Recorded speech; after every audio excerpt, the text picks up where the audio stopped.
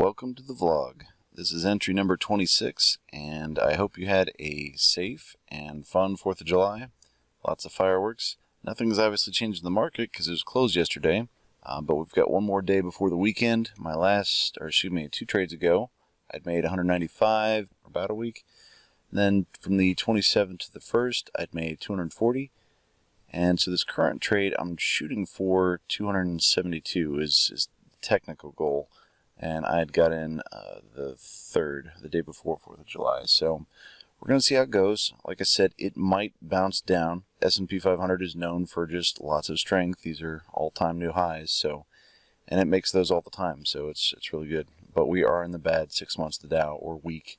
So we're going to keep an eye on it, and we're going to see how it goes. I'm going to try and get some more statistics just all around.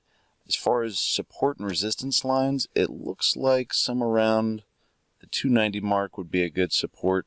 Resistance, that's going to be hard. Probably 300 because it's a nice round number, but we are at all-time new highs, so we'll just have to watch and see.